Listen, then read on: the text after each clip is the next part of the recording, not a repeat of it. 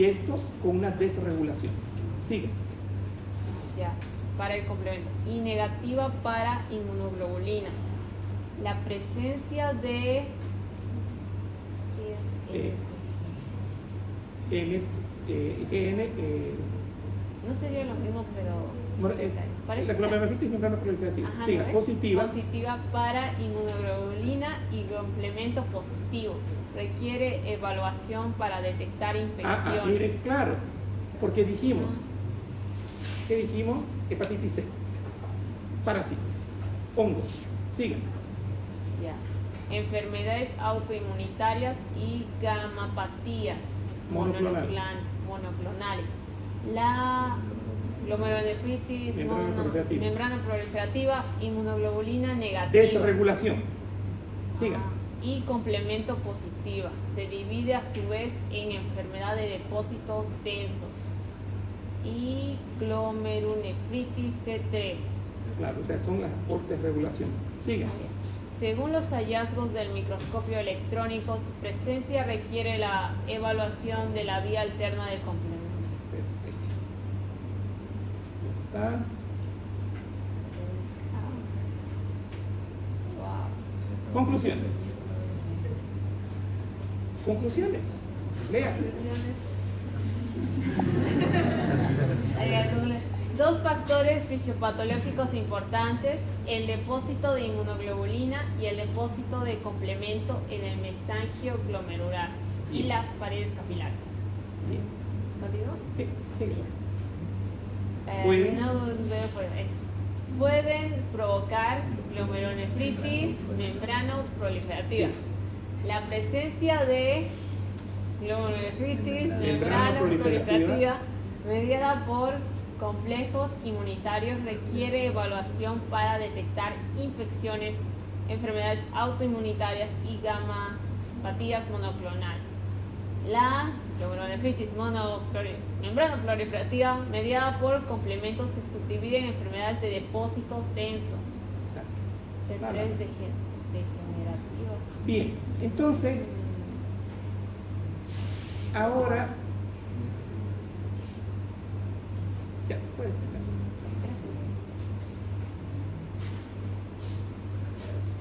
Super revista, no se olviden, Lingman Journal, ¿ya? Super revista. Salimos de acá.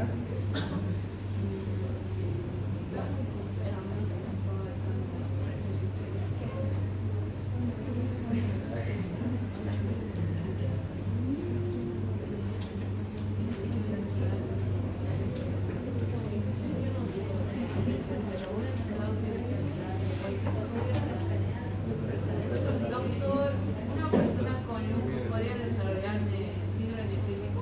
Sí. Entonces, Esta es una palabra que sus compañeros que están esto quiero que repasemos. Este es un concepto de las trampas, perdón, sí puede desarrollar. ¿Qué son las trampas extracelulares? Y aquí están las preguntas que ustedes me hacían. Estas trampas extracelulares, acá, con esto van a entender, vamos a ampliar el concepto. Esto es actualización, esto va a salir recién en los libros 2025, 2030. Fíjense, 2012 fue el artículo, ¿no? Y este artículo, este libro es del 2022. El libro de Kuzma es nuevito, es el más nuevo que tengo, es del 2022. O sea, 10 años después recién se publica. Y estas trampas van a ser 10 años después. Aquí les voy a mostrar el dibujo de las trampas.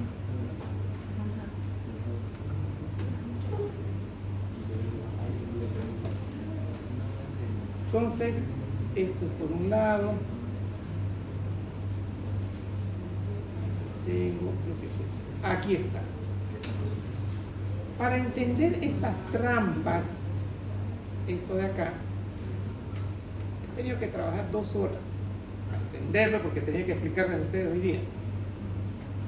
Mientras ustedes estaban ayer cenando, yo estaba trabajando. No, eso que estaban haciendo su práctica, o sea, creo que los dos trabajamos. Esta es la trampa, ¿ya? El NET, aquí miren, trampas extracelulares de neutrófilos. Esa es la traducción que trae el Google. Yo le pondría redes. ¿Por qué les digo esto?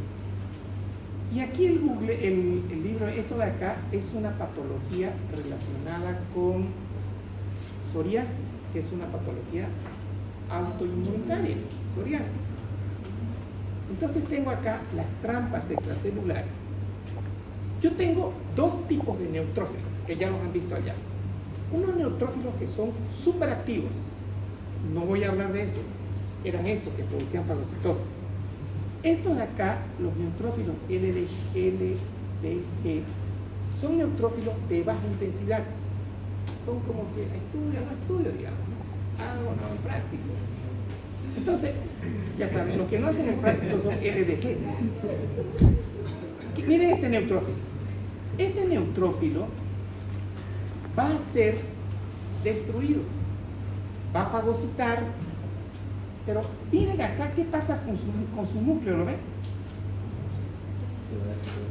Este neutrófilo va a tener una sustancia que es el RNP, se va a liberar del propio neutrófilo y sobre otros neutrófilos va a producir una ruptura del núcleo.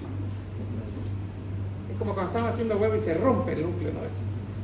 Y libera al exterior, ¿qué libera?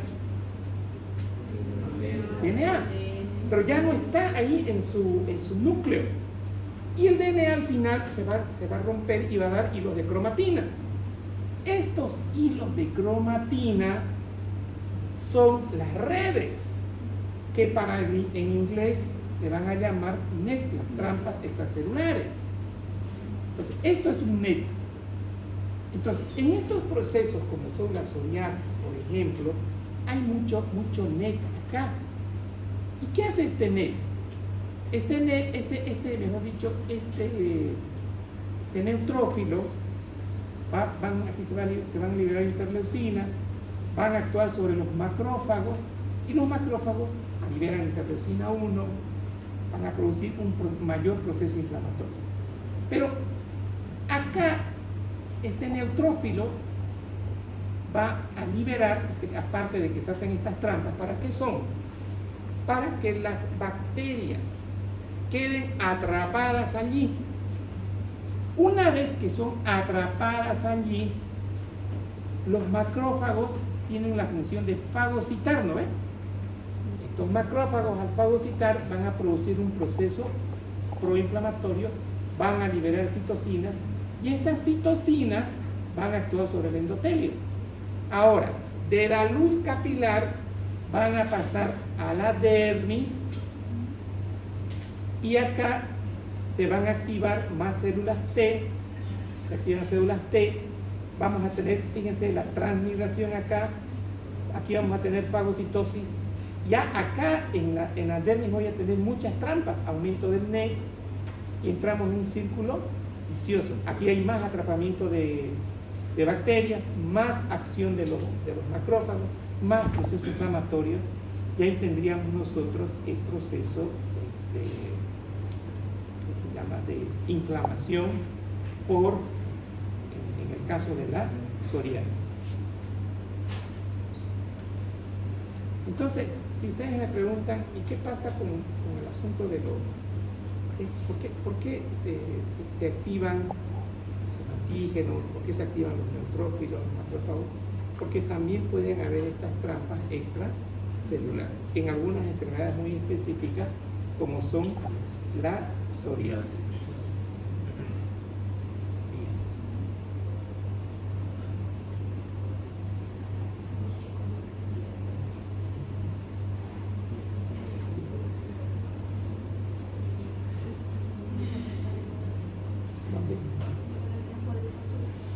¿Dónde dice salir, doctor?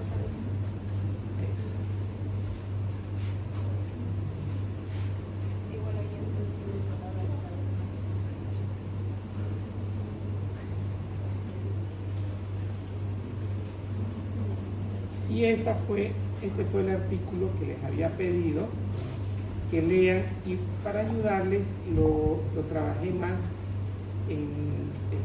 les subrayé más las palabras. Y esto es lo que quiero que que aprendamos en lupus. Lupus, para hablar de la nefritis lúpica. Acá tengo lo siguiente. ¿Cuál es la fisiopatología? ¿Dónde está el problema? Violación de la tolerancia central en el sistema inmunológico adaptativo de células B y T. ¿Eso qué significa? El sistema adaptativo es entre un antígeno, entre una bacteria, lo fagocita el macrófago, ¿no ven? Y le presenta el material antigénico ¿a quién? Al linfocito Helper. Y el linfocito Helper produce una interleucina 4-5 y lo activa el linfocito B, y ahora tengo anticuerpos contra esa bacteria. Eso, hasta ahí va bien. Y este sistema va a ser destruido. Guyton, pedí en el anterior práctico que revisen tolerancia inmunológica. La tolerancia inmunológica es que todos estos anticuerpos circulantes van a ser destruidos de la médula. Consecuentemente, no vamos a tener autoagresión, tolerancia inmunológica. Esta tolerancia está alterada en el lupus. Luego tengo, miren, dice amplificación periférica de una respuesta autoinmune. Una respuesta autoinmune era antígeno, anticuerpo, activación de complemento, neutrófilo, proteasas. Y después venía bajito un dibujo que decía reparación, ¿no ves? Aparece la reparación y nuevamente el tejido vuelve a su causa normal. Veíamos cómo los podocitos se cambiaban de estructura, pero con el tiempo todo va a ser normal. Acá tengo una amplificación del sistema inmunológico. O sea, si son, digamos, 10 neutrófilos, ahora tengo 100. Si son 10 macrófagos, ahora tengo 100. O sea, este proceso que les mostré allá de la presencia de los neutrófilos va a ser exagerado, porque ese sistema está alterado. A eso se refiere como amplificación. ¿Y qué dice aquí? Granulocitos de baja densidad. Hace un momento hablábamos de los granulocitos de baja densidad, que son los que se van a romper por los MP, que son las mieloperoxidasas de otros neutrófilos. Se rompe el núcleo y ese núcleo libera su cromatina en el intersticio, ¿recuerdan? La presencia de esa cromatina atrapa a los antígenos para fagocitarlos. Pero a veces eso es exagerado, o se quedan a vivir ahí los antígenos. Otra vez, ¿no? Reacción antígeno-anticuerpo. Fíjense que si no entendíamos la palabra granulocitos de baja densidad, iba a ser complicado para nosotros, era aprenderlo de memoria. Entonces, por eso es importante el concepto de granulocitos de baja intensidad. Ahora, vayan a casa, vean el apunte que le envié, y los granulocitos de baja intensidad ya lo tienen en su cabeza, lo ven otra vez en el proceso. ¿Listo? Entonces, ¿qué tenemos? Amplificación periférica de la respuesta autoinmune. Teníamos alteración del proceso adaptativo, de la inmunología adaptativa, es decir, vamos a tener muchas células B, muchas células T. Y por último, procesos locales en el órgano diana que facilitan la enfermedad organoperial lúpica. Sí, lo voy a repetir un segundo. Un segundito. Para motivarnos un poquito. El lupus, cuando se localiza en la piel, salen las alas de mariposa. Eso lo diagnostica el estudiante de medicina. Ahí está fácil. Le dicen que abra la boca, está lleno de úlceras. Le dicen que la mujer generalmente les va a decir, se me cae el pelo.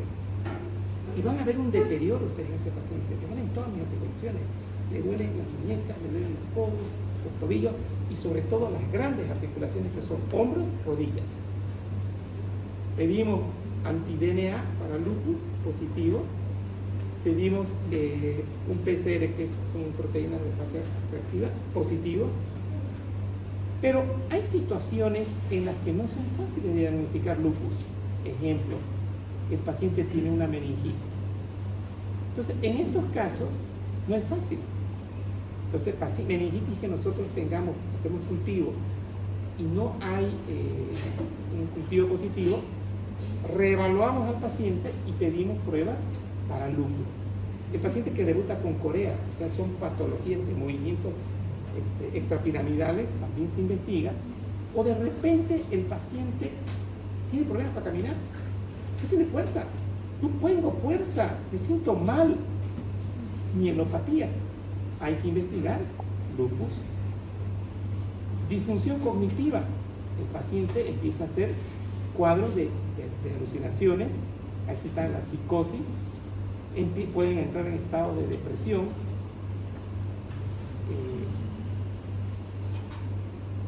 miastenia gravis, el paciente no puede caminar porque no hay contacto de la acetilcolina con su respectivo receptor. Entonces, estos lupus son complicados, pero todos en común, ¿qué tienen? Ahora repito, ¿qué tienen todos en común? Una alteración de la tolerancia central inmunológica. Es decir, normalmente es, repito, antígeno, presentación del material antigénico, activación del linfocito T, migración de interleucina y activación del linfocito B. ¿Cierto? Eso se acaba ahí. Pero cuando esto está alterado, este sistema inmunológico adaptativo está alterado, tengo mucho B, mucho linfocito activado o mucho linfocito T activado. Por lo tanto, tengo mucho anticuerpo contra ese antígeno. Y la amplificación. Tiene que haber en un proceso inflamatorio un anticuerpo al final, macrófago, ¿no ves? Tiene que haber, pero no tiene que haber exageradamente. No puede haber exageradamente. Ahí hay una amplificación de la respuesta autoinmune. ¿Y quiénes son los que van a debutar ahí? Mucho neutrófilo, mucho macrófago, ¿qué más? Granulocitos de baja densidad para hacer esas trampas o esas redes, esa ruptura. El núcleo no debería romperse, pero estos núcleos de baja densidad, se rompen y tengo ahora alta cromatina. La idea de este invento biológico era buena. ¿Para qué era la idea? Para que los antígenos queden paralizados ahí, no se muevan y sean fagocitados. Pero si tengo ahora mucho neutrófilo, mucho macrófago, entramos en un círculo vicioso y ahora tenemos una amplificación. ¿Qué pasa con el neutrófilo? Les mostré la foto. El neutrófilo libera proteasas. ¿Y qué hacen las proteasas? Lisis del endotelio, de los pósitos, de la membrana basal. Entonces, esta es la fisiopatología de la nefritis lúpica. Entonces, ¿qué les estoy diciendo? ¿Hay inmunocomplejo en la nefritis lúpica? Sí. ¿Hay una desregulación hay un problema de los linfocitos T? Sí. Estas tres cosas. Luego tengo acá puede ser pulmonar, renal. ¿Y qué dice acá? Proteinuria es uno de los principales indicadores de qué?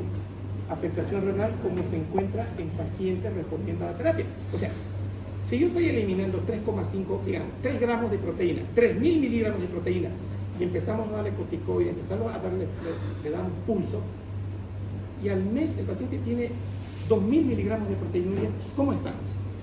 ¿Bien o mal? Empezamos con 3.000. Estamos bien. ¿Qué pregunta me tienen que hacer?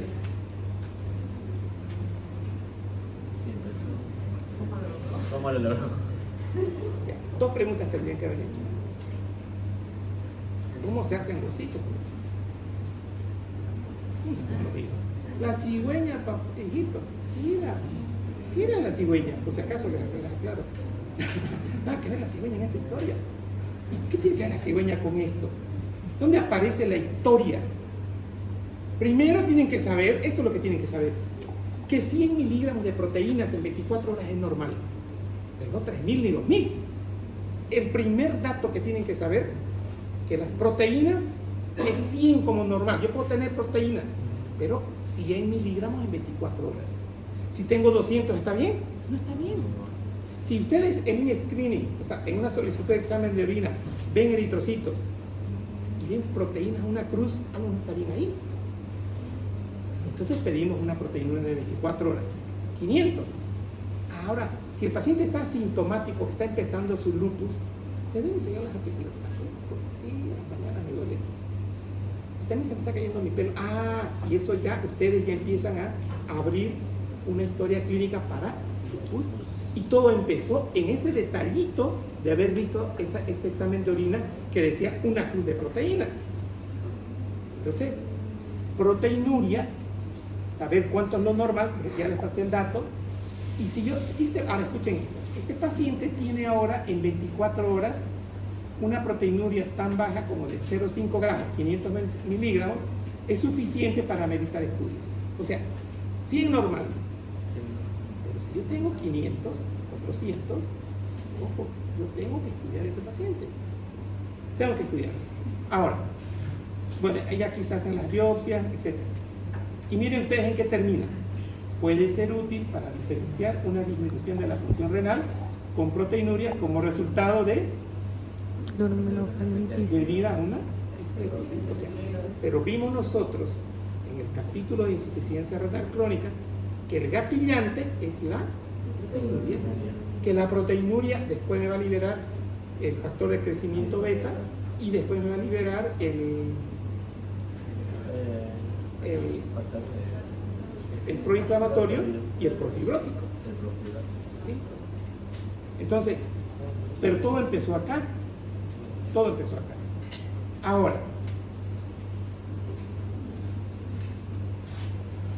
¿cuánto termino? Síndrome nefrótico. ¿Qué dice acá? Clase 5. ¿Qué dice acá? Clase 5. Clase 5. Cualquier otra porosita. O sea, cuando yo estoy hablando de síndrome nefrótico, ven ustedes, estoy hablando de porocitos. Se caracteriza por proteinuria. Y aquí está, señor, esta es una pregunta que le hago siempre. Es la clásica. ¿Por qué no responden si es la clásica? Es la clase 5. ¿Por qué no vinieron a esta clase? Hoy ustedes van a responder. ¿Cuánto les dije que era síndrome nefrótico? Mayor, no dice menor. Les dije algo interesante hace rato, al comienzo de la clase. Es una de las patologías que más proteinuria da. Y hablamos de síndrome nefrótico de 3,5 gramos. Si yo estoy botando por el riñón mi albúmina, ¿cómo va a estar mi albúmina en el plasma? Disminuida, correcto. Por eso dice acá hipoalbuminemia. Y ahora voy a abrir el capítulo de edema. Recuerda que abrimos el capítulo de inflamación, abrimos el capítulo de choque hipovolémico. Ahora, en este momento, abro el capítulo de fisiopatología general edema.